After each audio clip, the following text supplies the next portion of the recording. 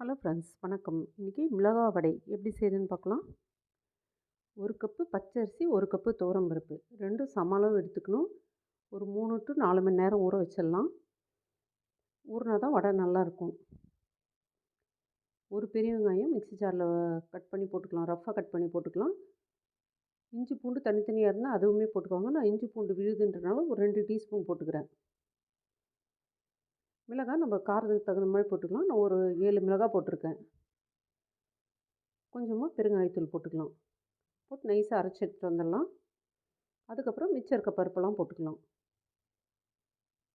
கொஞ்சம் கருவேப்பிலை போட்டுக்கலாம். கருவேப்பிலை போட்டோம்னா நல்லா டேஸ்ட்டாக இருக்கும். அப்படியே போட்டால் பசங்க தூக்கி போட்டுருவாங்கன்னு நான் போட்டு அரைச்சிட்றேன்.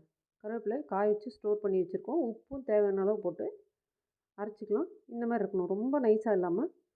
அதே போல் ரொம்ப கொரகொரப்பு இல்லாமல் ஓரளவுக்கு இந்த மாதிரி இருக்கணும்.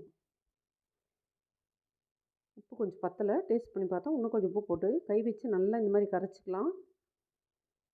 சீரகம் ஒரு டீஸ்பூன் அளவு சீரகம் போட்டுக்கிறேன். நல்லா கரைச்சி வெளியில் வச்சிங்கன்னா ஒரு அரை மணி நேரம் வைக்கலாம், அவ்வளோதான். அதுக்கு மேலே வைக்கக்கூடாது. எண்ணெய் நல்லா காஞ்சப்புறம் ஒரு கரண்டியில் எடுத்து மாவு ஊற்றிக்கலாம். ஒரு வடை மேலே எலும்பி வந்தப்புறம் அடுத்த வடை ஊற்றிக்கலாம். இதே போல் எல்லாத்தையும் சுட்டு எடுத்துடலாம். மிளகாய் வடைன்றது கொஞ்சம் நல்லா சன்னமாக வரணும், அப்போ தான் நல்லா டேஸ்ட்டாக இருக்கும். இந்த வடை மாமூலாகவே ஆயில் கொஞ்சம் நிறைய தாங்க எடுக்கும். மற்ற வடையை கம்பேர் பண்ணும்போது கொஞ்சம் ஆயில் ஜாஸ்தியாக தான் இருக்கும். நான் அதனால் இந்த மாதிரி குண்டு குண்டாக போட்டிருக்கேன். அதே போல் மாமூலாக எப்படி செய்வாங்கன்றதை நான் காமிக்கிறேன் உங்களுக்கு.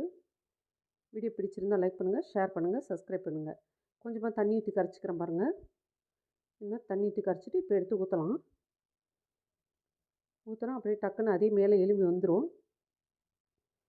இந்தளவு சன்னமாக ஊற்றுனீங்கன்னா டேஸ்ட்டு சூப்பராக இருக்கும். சைட்லலாம் நல்லா கிறிஸ்பியாகவும் நடுவில் சாஃப்டாகவும் இருக்கும். இன்னும் கொஞ்சம் ஆயில் ஜாஸ்தியாக பிடிக்கும். நான் இந்த மாதிரி உங்களுக்கு டேஸ்ட் எப்படி பிடிக்குதோ அந்த மாதிரி நீங்கள் செய்துக்கலாம்.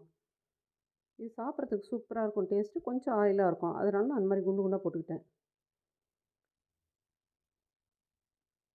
எல்லா வடையும் ரெடி ஆகிடுச்சுங்க. ரொம்பவே டேஸ்ட்டாக இருக்கும். நீங்களும் இதே போல் செய்து பாருங்கள்.